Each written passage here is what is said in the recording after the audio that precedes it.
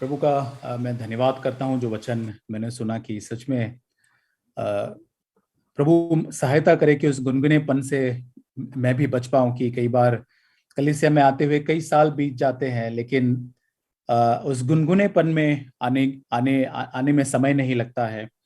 कई बार उन उन बातों को बड़े हल्के से लेने लगता हूँ। लेकिन प्रभु ने आज के वचन से बात की है कि उस सरगर्म अवस्था के अंदर मुझे आना है, प्रथम प्रेम के अंदर आना है। किसी भी सेवा से बढ़कर, तालन से बढ़कर, किसी भी मसीही सौभाग्य जो है उससे बढ़कर मुझे मसीह के अंदर बढ़ना और उस प्रेम के अंदर बढ़ना बहुत ही मुख्य बात है। और मैं प्रभु का धन्यवाद करना चाहता हूँ जो पिछले दिनों के अंदर परमेश्वर ने मुझसे बात की है, जो निरंतर परिस्थितियों के द्वारा खासकर मैं उससे कुछ बांटना चाहता हूँ। और मैं अपनी स्वयं की आवश्यकता को यहाँ पर मैं देख पाता हूँ कि कैसे परमेश्वर ने मेरे जीवन में इन बातों से एक बहुत ही मजबूती रीति से परमेश्वर ने बात की। और एक वचन मैं निकालना चाहूंगा जो कुलुस्सियों की पत्री 2 अध्याय वचन 7 है। कुलुस्सियों की पत्री 2 अध्याय 7 वचन, वहां इस प्रकार लिखा है, कोलोसियंस चैप्टर 2 वर्स 7। और उसी में जड़ पकड़ते रहो और बढ़ते जाओ, और जैसे तुम सिखाए गए वैसे ही विश्वास के अंदर दृढ़ होते जाओ। और इस बात से मुझे बहुत ही प्रोत्साहित मिला एक वचन जो यहाँ पर इंग्लिश में लिखा है कि let your roots grow down into Christ and let your lives be built on him. और यहाँ पर एक वचन लिखा गया है जो लिखा है कि उसी में जड़ पकड़ते हुए मुझे आगे बढ़ना है। और जब मैं देख रहा था कि ये वचन जो मुझसे बात कर रहा था कि क्या मैं मसीह के अंदर जड़ पकड़ते हुए आगे बढ़ रहा हूँ या ऊपरी ऊपरी आगे बढ़ते जा रहा हूँ, आनंदित होते हुए कि मैं मसीह के अंदर बढ़ रहा हूँ और विश्वास में आगे बढ़ रहा हूँ, मसीह का नाम लेकर मैं आगे बढ़ रहा हूँ। और जैसे हम देख पाते कि जड़ पकड़ना, ये शब्द को मैं मनन कर रहा था कि जो जड़ जो होता है वो हमेशा गुप्त रीति में, गुप्त उन उन क्षणों के अंदर ही आगे बढ़ता है। जब वो जड़ जो भीतर जमीन के नीचे जब बढ़ता है तो उसको शायद हम बाहर से नहीं देख पाते हैं। लोग कभी भी जड़ को पकड़ते हुए किसी ने नहीं देखा है, कैसे वो जड़ भीतर बढ़ता है, मजबूत होता है, किस प्रकार से विकसित होता है हम नहीं जानते हैं। लेकिन हम केवल बाहरी तौर से उस पेड़ को देख पाते हैं, उसके उसके फलों को देख पाते हैं।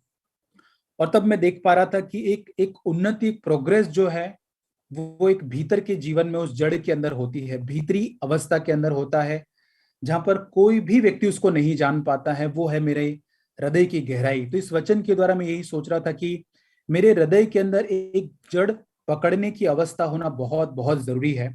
और मैं देख रहा था कि प्रभु उस पेड़ के जब मैं देखता हूँ को वो उतना ही मजबूत होता है, वो पेड़ उतना ही मजबूत होता है कि जितना मजबूताई से उसके जड़ जमीन के अंदर गड़े हुए होते हैं, जितनी गहराई के अंदर वो फैले हुए होते हैं, वैसे मेरा मसीह जीवन भी उतना ही मजबूती से एक सच्चा मसीह जीवन होगा।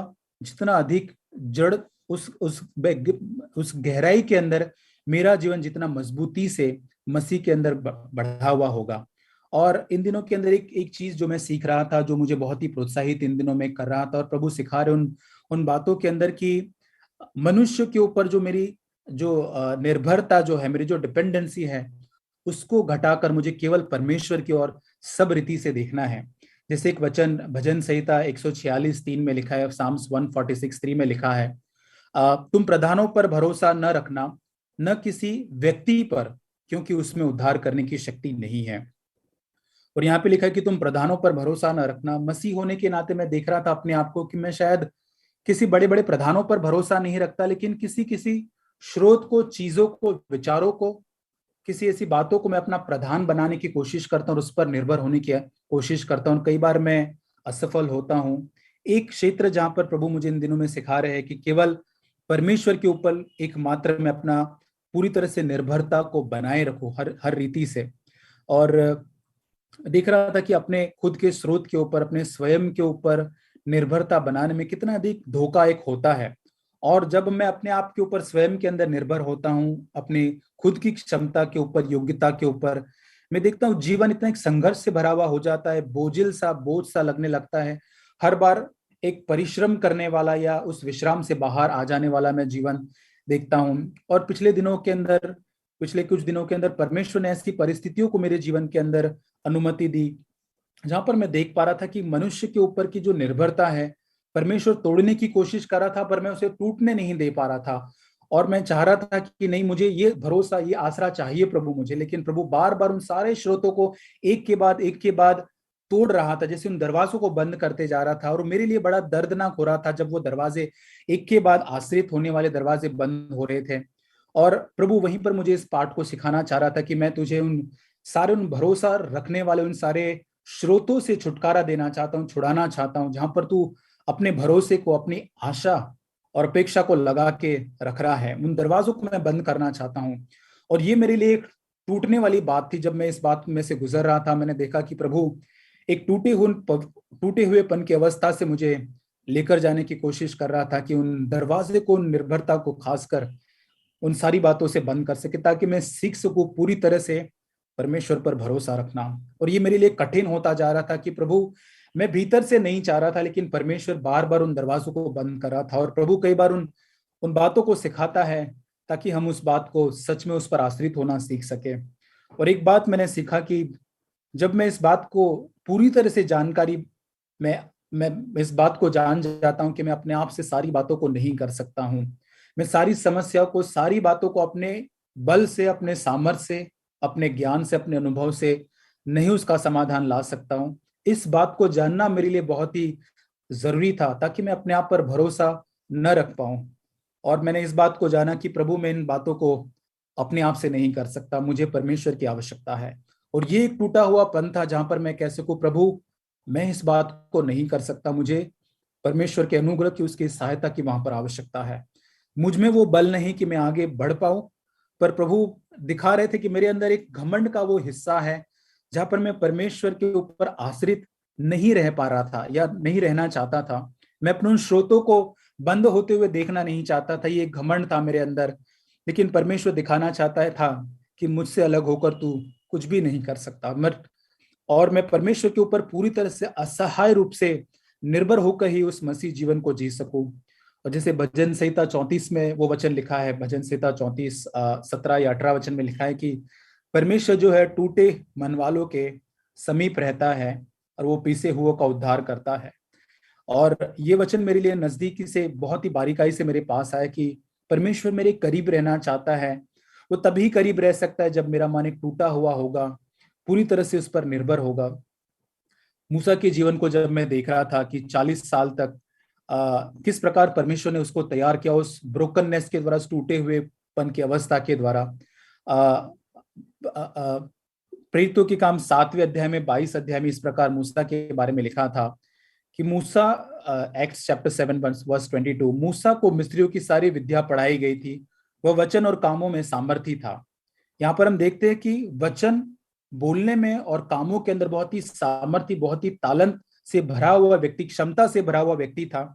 लेकिन उसके विपरीत मैं पढ़ रहा था निर्गमन उसका 4 अध्याय उसका 10 वचन, जब यीशु मसीह परमेश्वर उसको मिलता है, मूसा कहता है, एक्सोडस 4:10, निर्गमन 4:10, मूसा परमेश्वर से कहता है, हे मेरे प्रभु, मैं बोलने में निपुण नहीं, न तो मैं पहले था, न जब तूने अपने सब दास से बात करने लगा। मैं तो मुंह और जीभ का भद्दा हूं। और मैं देख पाता हूं इस दोनों वचनों के अंदर क्या अंतर था। इन दोनों वचनों के अंदर हम एक विरोधाभास देख पाते। पहले कितना वचन कामों के अंदर सामर्थ्य व्यक्ति था, कितना अपने आप में एक बलवान व्यक्ति, अपने आप पर निर्भर व्यक्ति वो शायद होगा।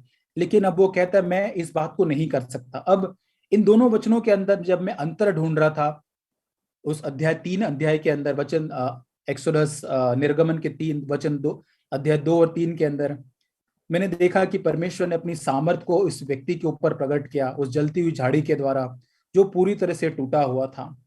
और परमेश्वर ने मुझे इस वचन से बात की कि परमेश्वर अपनी पवित्र आत्मा की सामर्थ भी उस टूटे हुए लोगों पर ही प्रकट कर सकता है। यदि यदि मैं ऐसा मूसा बन जाता जो उस प्रेरितों के काम में लिखा है, शायद परमेश्वर उस निपुणता के अंदर मेरे ऊपर अपनी सामर्थ प्रकट नहीं कर सकता। पर ऐसा व्यक्ति जो जो बोलने में अपने आप को पहले निपुण समझता था, लेकिन अब इतना टूट चुका है कि वो परमेश्वर से कहता है कि प्रभु मैं बात तक नहीं कर सकता, प्रभु मैं भूल चुका हूं यहाँ तक कि मैं यदि बात कर पाता हूं। उन उन सारे स्रोतों के ऊपर उसकी निर्भरता टूट चुकी थी। अब वो जान चुका था कि केवल परमेश्वर ही है जो इस टूटे हुए जीवन से कुछ कर सकता है। और इस बात से मुझे प्रोत्साहन मिला कि वो अपनी अयोग्यता को वहां पर पूरी तरह से मान लेता है, और अपने आप पर भरोसा न करते हुए किसी भी बात परमेश्वर पर भरोसा रखता है। और हम देखते कैसे परमेश्वर उसको आगे इस्तेमाल करता है, परमेश्वर के लोगों को छुड़ाने के लिए। उसके अंदर एक एक ऐसा तरस से भरा हुआ हृदय परमेश्वर उसके अंदर देता है, और अपनी अयोग्यता को पूरी तरह से मान लेता है। और इस बात ने मुझे सिखाया कि उस टूटेपन की अवस्था के अंदर परमेश्वर हमको अनेक परिस्थितियों के द्वारा, अनुभवों के द्वारा, शायद वो परिवार में हो सकता है, काम की जगह पर हो सकता है, हमारे अन्य किसी हालात में, आर्थिक परिस्थिति हो सकती है जहां पर परमेश्वर हमें एक टूटे हुए हालत से लेकर जा रहा है। लेकिन परमेश्वर चाहता है कि हम उस बर्निंग बुश, उस जड़ती हुई झाड़ी के नजदीक आने के योग्य बनते जाए, जहां पर परमेश्वर का सामर्थ्य हमारे लिए उपलब्ध है, जहां पर वो हमें पूरी तरह से बदल कर हमें इस्तेमाल कर सकता है। और ये तो केवल मैं अपने बारे में सोच रहा था कि टूटे हुए पन की अवस्था, परमेश्वर पर निर्भरता बड़ा आसान होता है कि जब हम उन स्रोतों, हमारे पास स्रोत नहीं होता है, हम बहुत ही असहाय हम फील करते हैं। लेकिन मेरे भी जीवन के अंदर मैंने और एक जरूरत को देखा कि जब हमारे सारे स्रोत हमारे पास होते हैं, तब हम परमेश्वर पर निर्भर होना कब सीख पाते हैं। शायद मूसा उस मरुभूमि के अंदर, उस जंगल के अंदर परमेश्वर ने उसको तोड़ा और वो परमेश्वर पर निर्भर होना सीख पाया। लेकिन जब मैं दानियल के जीवन में देखता हूँ और भी प्रोत्साहित और चुनौती प्राप्त करता हूँ कि उस महल के अंदर, राजा के अंदर बहुत ही सक्सेसफुल रहते हुए भी वो टूटा हुआ व्यक्ति था। और वहां पर मेरे लिए एक बहुत बड़ा टेम्पटेशन आता है कि जब सारे स्रोत होते हैं, सारी आशीषें, सब कुछ ऐसा लगता है कि भरपूरी से है, तब परमेश्वर पर जकड़ कर उस पकड़ को रखना कि प्रभु, वहां पर भी मुझे प्रभु तेरी आवश्यकता है। चाहे मैं उस मूसा के समान उस जलती हुई झाड़ी जंगल के अंदर अनुभव के अंदर रहूं, या उस दानियल के समान प्रभु उस महल के अंदर पाया जाऊं जहां भरपूरी से सब कुछ तूने मेरे लिए पूरा किया है। पर प्रभु, मेरा मनोभाव मैं यही रखना चाहता हूं, मैं टूटे हुए पन की अवस्था, जहां मैं अपनी अपनी जरूरत को जान सकूं प्रतिदिन की, प्रभु मुझे तेरी आवश्यकता है। एक दिन किचन के अंदर मैं देख रहा था कि सारी चीजें, सब्जियां, सब कुछ भरपूरी से है, सब कुछ है, और अभी कोई चिंता करने की बात नहीं, सब कुछ आ चुका है। बट इस विचार ने मुझे एक सीख दी कि किचन के अंदर जब सारी चीजें हैं, उसका मतलब ये नहीं है कि वो मेरे लिए एक पोषण का कारण बन चुका है। वो एक भंडार में भरा हुआ है, लेकिन उसको बनना बाकी है। उन सारी सब्जियों को अपनी जो पहचान, अपनी आइडेंटिटी उस गर्म पात्र में जब उसको उबालते हैं, बनाते हैं, पूरी तरह से वो अपनी पहचान को खोते हैं, तब उसमें एक स्वाद आता है और अन्य लोगों के लिए पोषण का कारण बनते हैं। मैं सोच रहा था सीएफसी कलीसिया के अंदर आकर बहुत सारे साल बीत चुके हैं, बहुत सारे सिद्धांतों को मैं सीख चुका हूँ, बहुत भंडार मैं भर चुका हूँ उन सारे बातों से, वीकली मीटिंग से, कॉन्फ्रेंस से, बहुत प्रतिदिन उन संदेशों को सुनता हूं। लेकिन मैं देख रहा था कि क्या ये मेरे व्यक्तिगत पोषण का कारण बन रहा है, क्या मेरे व्यक्तिगत जीवन में बदलाव का एक कारण बन रहा है। प्रभु ने इस बात से मुझे बहुत ही प्रोत्साहित किया। और एक चीज जो मुझे अंत में मैं कहना चाहूंगा, जो प्रभु मुझे इन दिनों में उस टूटने हुई अवस्था से सिखा रहे हैं, कि मैं पूरी तरह से लोगों के प्रति जो मेरी अपेक्षाएं है, उससे मैं पूरी तरह से आजाद हो सकूं, free from the expectation from the people. मुझे लगता है कि मैं डिजर्व करता हूं, और मेरा ये राइट है, मुझे ये मिलना चाहिए, मैं मेरी अपेक्षा ये है। और जब उसे नहीं मिलता है तो मैं बहुत ही ऑफेंड फील करने लग गया, और मैं सोच रहा, प्रभु ये भी घमंड का प्रभु क्षेत्र मेरे जीवन के अंदर है। प्रभु उस बात में मुझे तोड़ रहा था और सिखा रहा था कि प्रभु, यदि आसपास के लोग, परिस्थितियां अगर प्रभु मेरी अपेक्षा पर खरे नहीं उतरते, लेकिन प्रभु फिर भी उन सारी बातों से आजाद होना चाहता हूं, ताकि मैं बुरा ना मानूं किसी बात से। और इन दो क्षेत्रों के अंदर परमेश्वर ने मुझे पिछले दिनों में बात की, परिस्थितियों के द्वारा मैं अपने जीवन की आवश्यकता को इस प्रकार देख पाता हूँ, फिर की और लौदुकिया की कलीसिया के अनुसार, कि मुझे तेरे विरोध में कुछ कहना है। और यही विरोध में परमेश्वर को मुझे, हमारे या हमारे विरोध में हो सकता है। कहीं ना कहीं हम रास्ते पर चलते अपने आप के ऊपर, उस अपने आप पर आश्रित होकर चलना सीख चुके हैं। हम परमेश्वर पर भरोसा रखना हमने छोड़ दिया है, क्योंकि हमने आशीषों को, अपने अपने सारे स्रोतों को अपना प्रधान, अपना अपना रथ बना लिया है, जिस पर हम भरोसा रख रहे हैं। प्रभु ने इन रथों को, इन घोड़ों को, इन सवारों को तोड़ने की लिए उस परिस्थितियों का इस्तेमाल किया। मैं प्रभु का बहुत धन्यवाद करता हूँ कि प्रतिदिन उस टूटे हुए परिस्थिति में बढ़ते जाऊं, केवल एक अनुभव न रहे इस परिस्थिति में, पर मैं चाहता हूं कि प्रभु निरंतर, प्रतिदिन प्रभु, इन हालातों के अंदर प्रभु मैं तुझसे और नजदीकी में बढ़ता जाऊं प्रभु, और भी वो चाहत कि प्रभु मैं हमेशा उस नम्रता में बना रहूं, ताकि मैं मेरी भीतरी जीवन के अंदर, जैसे हमने पहला वचन पढ़ा था, कि हम जड़ पकड़ते हुए मसीह के अंदर जो हम सिखाए गए हैं विश्वास में दृढ़ होते जाए और अत्यंत धन्यवाद करते रहें। प्रभु हमारी सहायता करे ताकि हम मसीह जीवन के अंदर जड़ पकड़ते जाएं और प्रभु पर आश्रित होते जाएं। आमीन। I thank God for the encouraging word. और मैं परमेश्वर का धन्यवाद करता हूँ उस प्रोत्साहन से भरे वचनों के लिए। So I want to quickly read that 1 Corinthians chapter 7 verse 35. पहला कुरिन्थियों 7:35 में पढ़ना चाहता हूँ। It is mentioned that this I saw for your own benefit, not to put a restraint upon you, but to promote what is appropriate and to secure undistracted devotion to the Lord. और यहाँ लिखा है पहला कुरिन्थियों 7 उसका वचन 35, यह बात तुम्हारे ही लाभ के लिए कहता हूँ, न कि तुम्हें फंसाने के लिए, वरन इसलिए कि जैसा उचित है, ताकि तुम एक चित्त होकर प्रभु की सेवा में लगे रहो। So we are living in the world, there are so many distractions, the sins are entangled us, surrounding us, we can easily fall in the sin. और हम देखते हैं कि बहुत सारे ऐसे हमें धोखा देने वाले, बहुत सारे हमें फंसाने वाले ऐसे पाप होते हैं जिसमें हम बड़ी आसानी से गिर सकते हैं। So that is what if the fires are burning, if you take one wood, it will be become a cold. और यदि हम उस जलने वाली लकड़ियां जब यदि होती है, उसमें से एक लकड़ी को यदि हम बाजू में ले ले तो हम वो थोड़ी देर के बाद पूरी तरह से ठंडी हो जाएगी। Or if there any boiling water, if you put some cold water in the boiled water, that it become lukewarm. उबलने वाला पानी है, उसके हम लोग पानी यदि डाल देते हैं तो वो पूरी तरह से गुनगुना या ठंडा पानी वो हो जाएगा। So in my life I need to identify which is making me as a lukewarm. मेरे जीवन में मुझे इस बात को झांक कर देखना है कि कौन सी ऐसी बात है जो मुझे गुनगुना बना रहा है। So even in the Israel people, they are very devoted to the Lord, but they got distracted and they committed adultery. In one day there are 24,000 people are died. इस्राएली लोग परमेश्वर के प्रति बहुत ही पहले जो थे बहुत ही समर्पण के थे, लेकिन बाद में उस व्यभिचार में गिर के एक ही दिन में 24,000 लोग की मृत्यु हो गई। So this is what Satan is always entangled and surrounding, and somehow it is getting distracted, so we may lose that devotion to the Lord. इसी प्रकार शैतान हमें फंसाने की कोशिश करता है ताकि पाप में हमें पूरी तरह से उलझन में डालकर हमें पाप में गिरा सके। So I have to be like a pure virgin. I have to be devoted to the Lord. I should not get distracted. I have to focus what is needed. I have to see what is distracting me.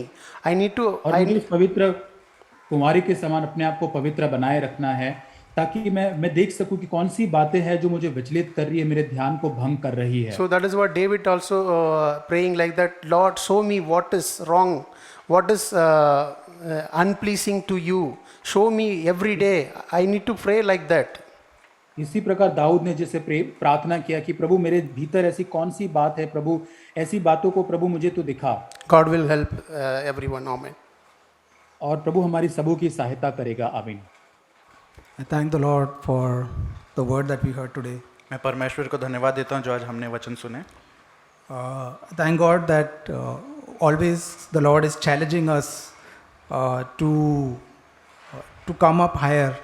मैं परमेश्वर को धन्यवाद देता हूँ कि वो हमेशा हमें चुनौती देते रहता है कि हम और ऊपर आ सकें। Because if we stop hearing such word, we will very fast we will go down. यदि हम ऐसे वचन सुनना बंद करेंगे तो हम बहुत जल्दी नीचे चले जाएंगे। We constantly need to hear these words of coming close to Him. हमें हर समय ऐसे वचन उसको सुनते रहना है कि और हम उसके करीब आ सकें। And I was thinking, there is one word in Song of Songs, 8th chapter. हम एक वचन देखेंगे श्रेष्ठ गीत में 8th chapter 6th verse. 8वां अध्याय उसका 6वां वचन। I was thinking this should be my life's prayer. मैं ऐसे समझता हूँ कि ये मेरे जीवन की एक प्रार्थना होनी चाहिए। Seal me in your heart with permanent betrothal. मुझे नगीने के समान अपने हृदय पर लगा रख, For love is as strong as death, और ताबीज़ के समान अपनी बाह पर रख, क्योंकि प्रेम मृत्यु के तुल्य सामर्थी है, and jealousy is as cruel as Sheol. और ईर्ष्या कब्र के समान निर्दयी है। It flashes fire, the very flame of God. उसकी ज्वाला अग्नि की धमक है, वरन परमेश्वर ही की ज्वाला है। Then the next verse is, many waters cannot quench the flame of love. अगला वचन कहता है, पानी की बाढ़ से भी प्रेम नहीं बुझ सकता, Neither can the floods drown it.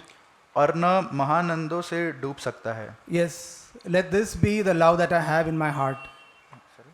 Let this be the love that I have in my heart. और ऐसा प्रेम मेरे हृदय में होना चाहिए, That many waters that come in my life, it will not drown the fervent devotion to Jesus. और कई भी कितनी बाढ़ आने दो, लेकिन वो परमेश्वर के लिए जो प्यार है वो कम नहीं होगा। The flood of worldliness, एक संसार का बाढ़, the great flood of the love of money, पैसों के प्यार का एक बड़ी बाढ़, thinking that money can make me happy, ये सोचना कि पैसा मुझे खुश कर सकता है, putting my mind on things of this world, इस संसार की चीज़ों पे अपना मन लगाना, having a goal like the people of the world. एक संसारिक मनुष्य के समान अपना एक लक्ष्य रखना। They think that money and the material things will make them happy. वो समझते हैं कि पैसा और एक संसारिक चीज़ें उन्हें खुश करेगी। We should remember that the things of this world will not last until we live in. After we die, there is no value of that. After the world ends. हमें ये याद रखना है कि जब इस सब खत्म हो जाएगा, सृष्टि नाश हो जाएगी, कुछ भी उनके साथ नहीं रहेगा। This money that I have is only for some time. ये जो पैसा है बस कुछ समय के लिए। If I run after money, I will lose the love of God completely from my life. अगर हम पैसे के प्यार के पीछे भागेंगे तो परमेश्वर का प्यार हमारे जीवन से पूर्ण खत्म हो I जाएगा। don't want anything in my life to take away the love of God in my life. मुझे ऐसा कुछ भी नहीं चाहिए मेरे जीवन में जो परमेश्वर का प्यार कम करे। What God has given me, I want to, as Hebrews it says, be content in what God has given you. जैसा इब्रानियों कहता है कि तुम संतुष्ट रहो जो भी परमेश्वर ने तुम्हें दिया है। Be free from the love, let your character be free from the love of money. हमें ऐसा स्वभाव बनाना है कि जो पैसों के प्यार से दूर रहे। Because what I believe is money and God, the love of money and love of God are the opposites. मैं ऐसा समझता हूँ कि पैसे का प्यार और परमेश्वर का प्यार दो एक अलग चीज है, And I cannot stay in both the boats. और मैं दोनों नाव में नहीं सवार कर सकता। If I am pursuing after money and love and running after it, I cannot, impossible to love God. यदि मैं पैसे के प्यार के पीछे भाग रहा हूँ, पैसे के पीछे भाग रहा हूँ, तो ये नामुमकिन है कि मैं परमेश्वर से प्यार करूँ। If I am a hypocrite, that in my heart I have the love of money, but I show others that I love God, then God cannot work in me.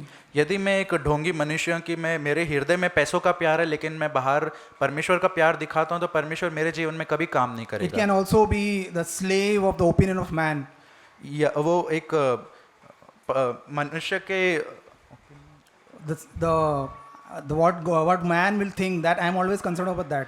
मनुष्य क्या सोचेगा, मैं हमेशा उस बारे में सोचता हूँ, उस बारे में चिंतित रहता हूँ। That also can that will result in my love for God also decreasing. ये मेरा परमेश्वर का जो प्यार है उसमें वो रुकावट लाएगा और कम हो जाएगा। I really pray that I will always have that flame of love, as it says in Song of Songs. मैं प्रार्थना करता हूँ कि जैसे हमने वचन पढ़ा श्रेष्ठ गीत में, वैसा आग हमेशा मेरे हृदय में रहे। Lord, seal my heart with your love. परमेश्वर मेरा हृदय आपकी आग से भरो। Lord, let that not die because of something of this world. उस आग को बुझने मत दो इस संसार की किसी भी बात से। Let it always be on fire. हर समय उसे एक आग में भर के रहने दो। May God help me and all of us. परमेश्वर मेरी और आप सबकी सहायता करे। We thank God for reminding us. मैं परमेश्वर को धन्यवाद देता हूँ ये हमें याद दिलाने के लिए कि And whenever God speaks to us, it is good to know what God wants to speak to me personally in my personal life. ये एक अच्छी चीज़ है जानने के लिए कि परमेश्वर मुझसे क्या बात कर और मुझे मेरे जीवन में क्या सिखाना चाहता है। Yeah, so that is what I need to receive when I hear God's word. और ये मुझे एक चीज़ पे ध्यान देना जब मैं परमेश्वर का वचन सुनता हूँ। Because Jesus said, if you love me, you will keep my commandments. परमेश्वर कहता है, यीशु मसीह कहता है कि अगर तुम मुझसे प्यार करते हो तो तुम मेरी आज्ञा का पालन So करोगे। after I hear a message about love of God, जब मैं एक परमेश्वर का प्यार का वचन सुनता हूँ, it is not just emotionally just thinking about it and saying that okay, I need to love God. जब मैं परमेश्वर के प्यार के बारे में सुनता हूँ तो एक बस उसको सोचना नहीं है कि मुझे हाँ परमेश्वर से प्यार करना है, But there are specific things which God must have spoken to us. लेकिन उसमें कई एक छोटी छोटी चीज़ें रहेंगी जो परमेश्वर ने हमसे बात की हैं। And I can show my love to Jesus by obeying the things which God has spoken to me today. और परमेश्वर का प्यार मैं इस प्रकार दिखा सकता हूँ कि जो परमेश्वर ने मुझसे छोटी छोटी जो बातें की हैं उनसे मैं वो आज्ञा पालन करूँ, पूर्ण करूँ। Yeah, whether it is asking forgiveness from someone, या वो किसी और से माफ़ी मांगना हो सकता है, yeah, or it is where I have concentrated on other things, I want to set it right and concentrate on God and His love. या ऐसा हो सकता है कि मेरा ध्यान कहीं लक्ष्य कहीं और है लेकिन वो ध्यान को मैं परमेश्वर पे लगाऊं। And like God said, God spoke, remember from where I have to remember that where I have fallen, I have to know exactly what I need to do. और हमें ये याद करना है कि हम कहाँ से गिरे और हमें ये पता होना चाहिए कि हमें अब क्या करना है। And whenever God speaks, it is good to listen immediately instead of delaying. और जब परमेश्वर बात करता है तो ये बहुत अच्छा है कि हम उसे तुरंत सुने, उसे रोके नहीं। Yeah, and today if God has spoken, I should not put it for tomorrow. यदि परमेश्वर ने आज बात किया है तो हमें उसे कल के लिए नहीं रखना है। Yeah, we can pray. हम प्रार्थना करेंगे।